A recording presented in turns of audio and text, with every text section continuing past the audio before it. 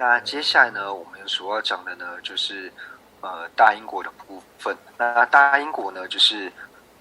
会觉得说是比较重要的一个部分，所以我们呢就介绍大因果。那我们在之前小理路的时候呢，其实有讲到说是像小因果。那小因果在讲因的时候呢，就提到说像是直接因跟间接因，那或是另外一种方式呢，就提到说是进取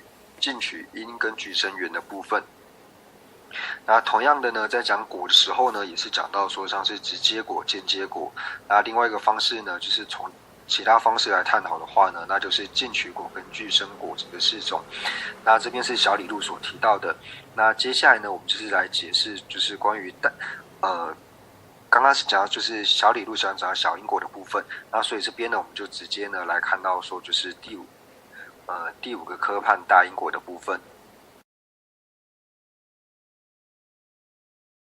接下来呢，我们就看到第125页呢，就是大因果的部分。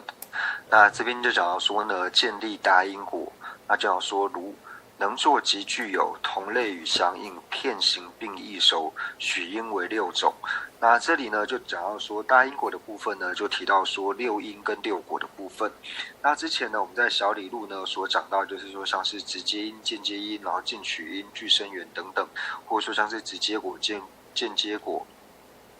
那就是提到说它的因跟果的这四个因跟4个果呢，那它最主要呢所引的论点呢，是从七物量论的地方所引出来的，就是最主要呢是在七物量论呢，它不断的是会提到说像是直接因、间接因，还有说像是进取因跟俱生缘的这些关系。那最主要呢是从七物量论所出来。那当然七物量论呢，它最主要所引的地方呢，也是透有佛陀所讲的经所引用的。那接下来呢，在讲说大因果的时候呢，那大因果最主要讲说6因跟6果。那6因跟6果呢，它最主要的出处呢，它所引的经论呢，就是从俱舍论呢所引出来的。那俱舍论，那当然俱舍论它所引用的地方呢，也是从佛陀所讲的经论呢所引用出来。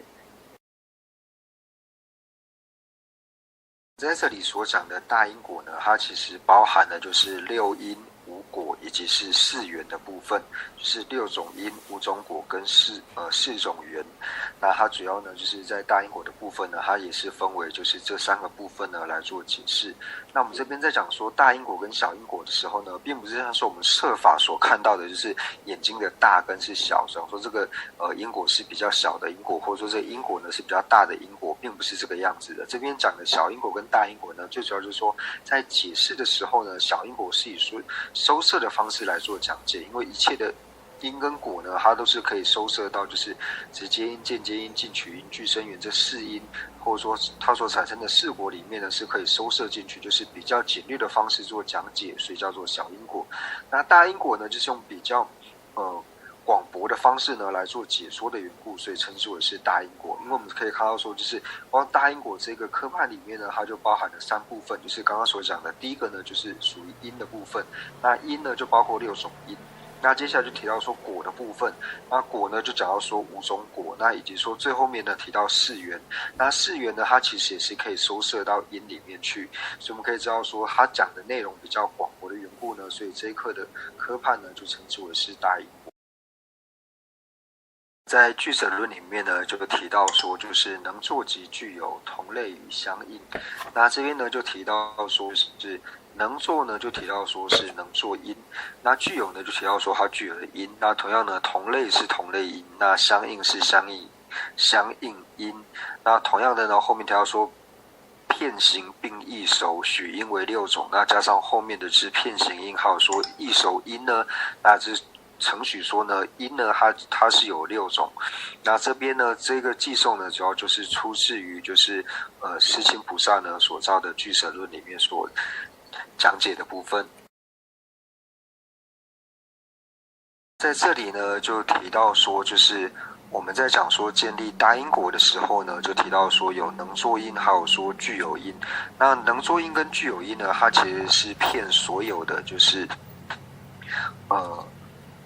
无常的法类呢，都可以骗在里面。就是所有的我们像说摄法、心法跟不相应刑法呢，都是会有所有的能作因跟具有因，还有说同类因呢，这三者呢就是骗所有一切的摄法、心法跟心不相应刑法。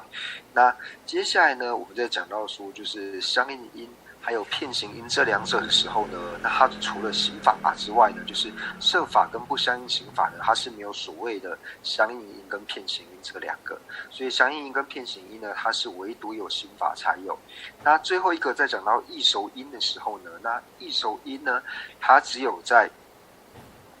善跟非善、善法跟非善法二者之上才有，就是所有的无记呢都不会有异熟，所有的异熟因呢，它是为善跟恶二者为有，不会有